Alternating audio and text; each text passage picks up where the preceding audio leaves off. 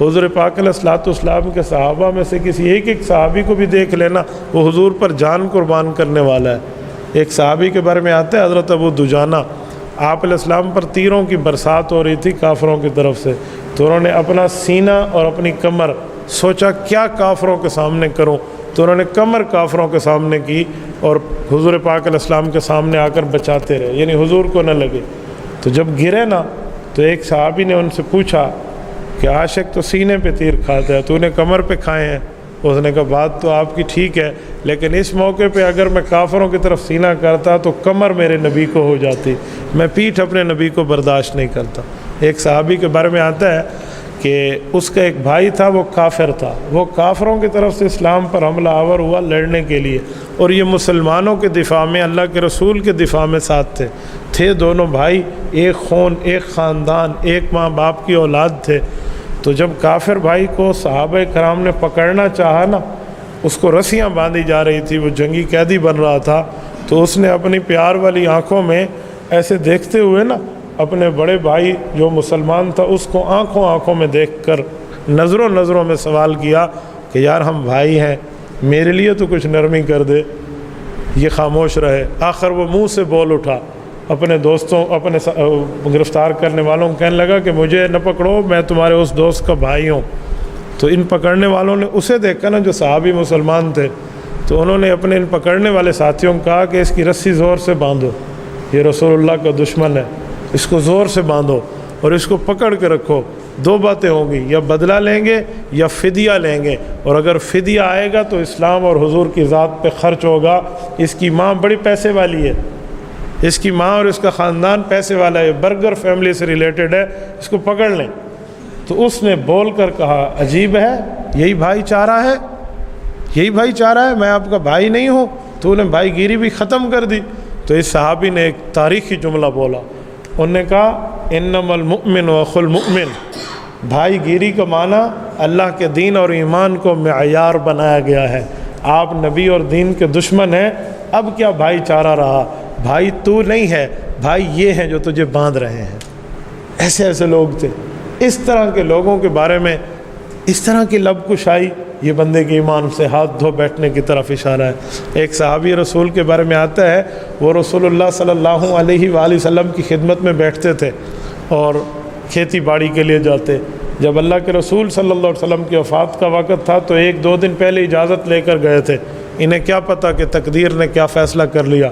کھیتی باڑی کر رہے تھے تو کسی نے آ کر رسول اللہ صلی اللہ علیہ وسلم کے دنیا سے جانے کی ایک جاں بلب خبر سنائی، تو اس نے اس وقت دعا کی کہ میرے مولا میں آپ کی کسی نعمت پہ ناشکرہ نہیں ہوں، اللہ میں آپ کی نعمتوں پہ ضرور شکر گزار ہوں، لیکن میرے اللہ میں اب ان آنکھوں سے کسے دیکھوں گا مدینہ جا کر؟ میں جب جاتا تھا حضور کا دیدار کرتا تھا، وہ بھی دنیا سے چلے گئے، میرے اللہ میری نافرمانی نہ سمجھنا، میری آنکھیں اٹھا لے، مجھے اندھا کر دے، مجھے یہ بینائی اب نہیں چاہیے جس آنکھوں سے میں رسول اللہ کا دیدار نہ کر سکوں۔ کہتے ادھر سے دعا ختم ہوئی، اللہ نے اس کی بینائی اٹھا لی۔ ایسے لوگ آپ کہاں سے لیں گے؟ ایسا طبقہ آپ کہاں سے لیں گے؟ اب حضرت علی کو اللہ کے رسول نے اس وقت بلوایا جب 100 کافر حضور کے دروازے پہ کھڑے ہو کے تلواریں اٹھائے ہوئے ہیں، اور حضرت علی حضور کے بستر پہ بڑے آرام سے سو رہے ہیں اور نیند کر رہے ہیں۔ رسول اللہ صلی اللہ علیہ وسلم کے اس بستر پہ جس پر مارنے کے لیے کافر آیا ہوا ہے، قرآن کریم اس نقشہ کھینچتا ہے اس بات کا، وَإِذْ يَمْكُرُ بِكَ الَّذِينَ كَفَرُوا لَيُثْبِتُوكَ أَوْ يَقْتُلُوكَ أَوْ يُخْرِجُوكَ۔ یہ منظر ہے جب ایک قبیلے کا بندہ آیا ہوا ہے تاکہ قصاص اور بدلہ کوئی ایک قبیلہ نہ دے، پورا مجمع ہوگا تو قصاص ختم ہو جائے گا۔ اس وقت حضرت علی حضور کے بستر پہ سو رہے ہیں۔ اس طرح جان جوکھیوں میں صحابہ نے خود کو حضور پاک کے واسطے ڈالا تھا، اور وہ ابو بکر صدیق جس کی 6 ریشم کی دکانیں تھیں مکہ میں، اس نے 6 سے 5، 5 سے 4، 4 سے 3، 3 سے 2، 2 سے 1، 1 سے ختم کر کے ایمان پہ لگایا ہے، اسلام پہ لگایا ہے، حضور کی ذات پہ لگایا ہے، لیکن آپ علیہ الصلوۃ والسلام اور دین کے خلاف کچھ برداشت نہیں کیا۔ حضرت ابو بکر صدیق نے اپنے گھر میں جوان بیٹی چھوڑ کے گئے تھے، اور بھائیوں کو یعنی اپنے بیٹوں کو کہا تھا کہ اس کی حفاظت کرنا۔ حضرت اسماء رضی اللہ عنہا بڑی بیٹی ابو بکر صدیق کی عین کڑک جوانی میں تھی، اور یہ اپنے نابینا آنکھ سے باپ کو چھوڑ کر اپنی بچیوں کو چھوڑ کے حضور کے ساتھ معراج کی رات ہجرت کی رات گئے تھے۔ ابو جہل جب گھر آیا تھا نا تو اس نے حضرت اسما سے پوچھا تھا تیرا باپ کہاں گیا ہے؟ کیوں؟ وہ جانتے تھے کہ جہاں ان کے والد ہوں گے نا وہ حضور کے پیرے میں ہی ہوں گے، تو ہم حضور کو تلاش کر لیں گے۔ تو ایک ایسی بات حضرت اسما نے فرمائی کہ جھوٹ بھی نہ بنے اور دشمن سے بچ بھی جاؤں۔ کہا وہاں گئے جہاں جانا تھا۔ کہاں جانا تھا؟ کہا چلے جہاں چلے گئے ہیں، یعنی اسے بتایا نہیں۔ اس نے تھپڑ مارا حضرت اسما کے چہرے پہ۔ جو ہم میں بیٹھے ہوئے ہیں نا جن کے سینے میں باپ والا دل ہے اور وہ اپنی جوان بیٹی رکھتے ہیں نا، ذرا وہ بندہ سوچ کے بتائے نا کہ جب جوان بیٹی کے چہرے پہ ایک دشمن آ کے تھپڑ مارے تو والد کے دل پر کیا گزرے گی؟ ابو بکر نے برداشت کیا ہے حضور کے دین کی خاطر، سب کچھ برداشت کیا ہے رسول اللہ صلی اللہ علیہ وآلہ وسلم کی خوشنودی کی خاطر، ایمان اور اسلام کے تحفظ کی خاطر۔ ان لوگوں نے تو ہم تک دین پہنچانے میں اپنی زندگیاں لگائی ہیں، اپنا گھر بار لگایا ہے۔ ان لوگوں نے تو رسول اللہ صلی اللہ علیہ وسلم کی دین پر اپنے مال تک کو قربان کیا۔ 2 کروڑ روپے سے زائد کا سود بنتا تھا حضرت عباس کا، جو وہ کاروبار کرتے تھے جب سود حرام نہیں ہوا تھا۔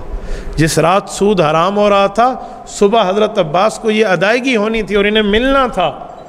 رات کو اللہ کے رسول پر آیت اتری ہے انما الخمر والمیسر والانصاب والازلام رجس من عمل الشیطان فاجتنبوہ، ایک حرمت خمر کے بارے میں اور پھر شراب کے بارے میں اور اس کے ساتھ جوئے کے بارے میں اور اس کے ساتھ سود کے بارے میں آیت آئی۔ فرمایا آپ سود چھوڑ دو، یمحق اللہ الربا ویربی الصدقات، اللہ آپ کو نیکیاں دے گا، پچھلے گناہ رب معاف کر دے گا، سود ختم ہے، اب آپ نے سود نہیں لینا، سود حرام۔ یہ آیات اتری۔ حضرت عباس حضور پاک کی خدمت میں آئے کہ یا رسول اللہ ایک دست بستہ عرض کرتا ہوں، آج رات اعلان نہ فرمائیں، کل اعلان فرما دیں۔ کیوں؟ اتنے کروڑوں ریال کا جو برابر کا سود بنتا ہے اتنا مجھے مل رہا ہے، یہ مجھے مل گیا تو میں 1 روپیہ استعمال نہیں کروں گا، اسلام پہ لگاؤں گا، لیکن اعلان میں تھوڑی سی نرمی، تھوڑی سی تاخیر فرما لیں۔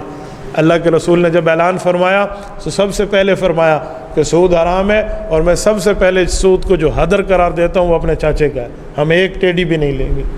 ان کروڑوں روپے کا آج سے 1400 سال پہلے اپنے مال کو اسلام کی خاطر قربان کیا۔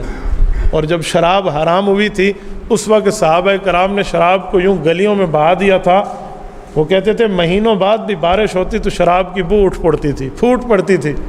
یعنی کبھی آپ ایسے نہیں دیکھیں گے آقا نامدار حکم کریں اور یہ لوگ مانے نہیں۔ عبداللہ ابن مسعود رضی اللہ عنہ جیسے شخص حضور پاک کی مجلس میں آئے، اللہ کے رسول صلی اللہ علیہ وسلم اس وقت فرما رہے تھے بیٹھ جاؤ۔ ابن مسعود مخاطب نہیں تھے، وہ تو بہت پیچھے تھے، دور تھے، لیکن ان کے کان میں یہ لفظ ہے نا بیٹھ جاؤ، تو حضرت عبداللہ بن مسعود بیٹھ گئے۔ کمرے کے 1 پاؤں اندر تھا، 1 پاؤں باہر تھا۔ حضور علیہ السلام کی توجہ دلائی کہ فرمایا عبداللہ اندر آ جاؤ، کہ یا رسول اللہ جب آپ نے فرمایا بیٹھ جاؤ، میرے دل نے گوارا نہیں کیا میں 1 قدم بھی آگے بڑھوں، 1 قدم بھی آگے بڑھوں۔ حضور علیہ السلام کی خدمت میں ایک بادشاہ کا شہزادہ آیا تو وہ حالت ایمان کے ساتھ آیا اور اس نے آ کر اللہ کے رسول کو عرض کیا کہ آپ اپنے ساتھ میرے ساتھ ایک خادم دیں جو میں اس کو کچھ تحفے تحائف آپ کے لیے دوں۔ حضور علیہ السلام نے یوں اشارہ فرمایا کہ یہ بندہ آپ کے ساتھ جائے گا، اسی طرف سے اشارہ فرمایا، اتفاق سے وہ صحابی حضرت معاویہ بن ابی سفیان ہے رضی اللہ عنہ، اسی طرف سے گئے۔ اور اس شہزادے نے تو حضرت معاویہ کو اپنے ساتھ سواری پہ نہیں بٹھایا کیونکہ وہ سمجھتا تھا یہ تو نوکر ہے، یہ تو خادم ہے، میں بادشاہ زادہ ہوں۔ تو یہ تپتی ہوئی ریت پر پیدل گئے ہیں۔ خدا کی قسم عرب کی گرمی جن نے دیکھی ہے نا وہ سمجھتے ہیں، میں نے اپنی آنکھوں سے دیکھا ہے گاڑی کے بانٹ کے اوپر یوں انڈا توڑ کے رکھو تو تل جاتا ہے۔ آپ عرب کی گرمی شاید نہ جانتے ہو، میں نے صحراؤں میں گھوم کے دیکھا ہے عرب میں اتنی گرمی۔ حضرت معاویہ پیدل گئے، وہ ساری چیزیں اس کی لے کر آئے اور ننگے پاؤں گئے تھے۔ جب پوچھا گیا نا کہ جوتی کیوں نہیں پہنی، کہا جوتی تو اس طرف پڑی تھی دوسری طرف، حضور نے حکم اس طرف کا کیا تھا، اگر میں ادھر جاتا تو رسول اللہ صلی اللہ علیہ وسلم کے حکم میں نافرمانی ہو جاتی۔ ایسے لوگ جنہوں نے اپنی زندگیاں، اپنی مال، اپنی اولاد کو یوں لگایا۔ ابو بکر صدیق رضی اللہ عنہ کے بیٹے بعد میں مسلمان ہوئے ہیں، پہلے کافر تھے۔ جنگ بدر میں ابو بکر کے مقابلے میں بیٹا آیا اور بیٹا جوان تھا، والد قدرے بوڑھے تھے، تو بیٹے نے اٹھا کے پٹخ دیا باپ کو کمر کے ساتھ، نیچے گرا دیا، اور ابو بکر صدیق کے بیٹے حضور ابو بکر کے سینے پر بیٹھ گئے اور خنجر ان کے سینے پہ مارنے لگے۔ تو چہرے کو دیکھتے ہوئے ایک بات یاد آئی کہ یار یہ تو وہی سینہ ہے جس پر تو پل کے جوان ہوا ہے، اس پر تو کھیلتا تھا، تیرا باپ تجھے کندھوں پہ اٹھاتا تھا، کوئی چھوڑ یار کسی اور مار دینا، یوں کہہ کے اٹھ گئے۔ ایک وقت آیا جب ابو بکر صدیق کے بیٹے مسلمان ہوئے، صحابی بنے اور اچھا اسلام پایا، رسول اللہ صلی اللہ علیہ وسلم کے قریبی لوگوں میں شمار ہوئے۔ اور ایک دن باپ بیٹا بیٹھے تھے تو باتوں باتوں میں بیٹے نے ابو کو یہ بات یاد دلائی۔ ابو بکر صدیق کہا ابو وہ وقت یاد ہے؟ حضرت صدیق اکبر نے اس بات کو چھپاتے ہوئے کہا کون سا وقت؟ حالانکہ بالکل یاد تھا یہ بات کیا کر رہا ہے۔ کہا ابو وہ وقت، کہا تھوڑا بتاؤ گے؟ کہ وہ بدر میں جب میں نے آپ کو چاروں شانے چت گرا دیا اور آپ کے سینے پر بیٹھ کے آپ کو مارنے لگا تھا۔ تو کہا جی مجھے یاد ہے۔ کہ چھوڑ کیوں دیا تھا؟ کہ میں نے کہا میرے ابو ہیں، مارنے کے لیے دنیا میں کوئی اور تو ہے، میں نے آپ کو چھوڑ دیا تھا۔ کہ بیٹا تو نے چھوڑ دیا تھا، اگر میری جگہ تیری جگہ میں ہوتا نا اور تو اسلام کے مقابلے میں ایسے آیا تھا اور میری پکڑ میں آتا تو آج تیری گردن تیرے تن پہ سلامت نہ ہوتی۔ یہ ابو بکر صدیق جس کی نرمی دنیا میں مشہور ہے، یہ ابو بکر صدیق۔ اندازہ لگے انہوں نے یوں اپنی جان مال وقت کو لگایا۔ تبوک کے موقع پہ صحابہ کے پاس اس وقت خرچ کرنے کے لیے کچھ نہیں تھا، 1000 کلومیٹر کا پیدل سفر تھا ان صحابہ نے جانا ہے۔ تبوک 900-950 کلومیٹر مدینہ پاک سے سفر ہے ایک طرف سے۔ یہ رسول اللہ صلی اللہ علیہ وسلم کے بڑھاپے کی آخری غزوہ اور جنگ ہے جس میں اللہ کے رسول کے داڑھی مبارک کے 15 سے زائد بال سفید تھے۔ اس موقع پر جب مال کی ضرورت تھی تو حضرت عثمان نے اپنے بزنس پارٹنر سے وہ مال منگوانا تھا تو ان نے پہلے ہی منگوا لیا، اور 300 اونٹ حضرت عثمان نے مال سے لدے ہوئے رسول اللہ صلی اللہ علیہ وسلم کی خدمت میں پیش کیے اور سونے اور چاندی کے ڈھیر لگا دیے حضور پاک کے سامنے۔ اللہ کے رسول صلی اللہ علیہ وسلم عثمان کو دعا دی اور اس مال کو حضور علیہ السلام یوں بائیں ہاتھ مبارک سے دائیں ہاتھ مبارک پہ پھیر کے فرماتے ما ذر عثمان بعد ھذا اليوم، میرا اللہ مجھ سے وعدہ کر رہا ہے کہ عثمان نے آج اتنی بڑی نیکی کی ہے، اس جیسی نیکی کوئی بھی نہیں کر سکتا، اور عثمان کو اس نیکی سے اللہ اتنا فائدہ دے گا کہ کوئی گناہ بھی ہو گیا تو اسے نقصان نہیں دے گا۔ ان لوگوں نے اتنی اپنی جانیں لگائی ہیں، اتنا اپنا مال، اتنا اپنا وقت، اتنے اپنے معاملات لگائے ہیں۔ سعد ابن ربیع ایک صحابی ہیں، جب شہید ہونے لگے تھے تو حضرت عمر رضی اللہ عنہ کو پیغام بھجوایا تھا کہ عمر ایمان لانے میں آپ پہل لائے تھے لیکن جنت جانے میں ہم نے پہل کی ہے۔ یہ وہ لوگ ہیں جن کے بارے میں قرآن کریم کہتا ہے یہ حضور کے مہمان کی قدر اپنے بچوں سے زیادہ کرتے تھے۔ ایک بار اللہ کے رسول کی خدمت میں مہمان آیا تو اللہ کے رسول نے حضرت قتادہ کے گھر بھیجا اور فرمایا اس کے کھانے کا بندوبست کرو۔ حضور علیہ الصلوۃ والسلام کے ذہن مبارک میں یہ تھا کہ ان کے ہاں وافر مقدار میں چیز ہے، لیکن اس دن ان کے پاس کچھ نہیں تھا، وہ اتنا ہی تھا جو اپنے بچوں کو انہیں کھلانا تھا۔ خاوند بیوی نے ایک دوسرے سے مشورہ کیا حضور کا مہمان ہے، آج اس گھر سے خالی نہ جائے۔ بچوں کو کہانیاں سنا کر، بچوں کو نہلا بہلا کر سلا دینا، اور جب کھانے کی پلیٹ سامنے رکھی وہ ایک ہی بندے کا تھا۔ اب کیا کہا، یہ پردے سے پہلے کے احکام ہے۔ بیوی کو ساتھ بٹھایا اور خود بھی بیٹھے، کہا جب کھانے کے لیے بیٹھیں گے چراغ بجھا دینا۔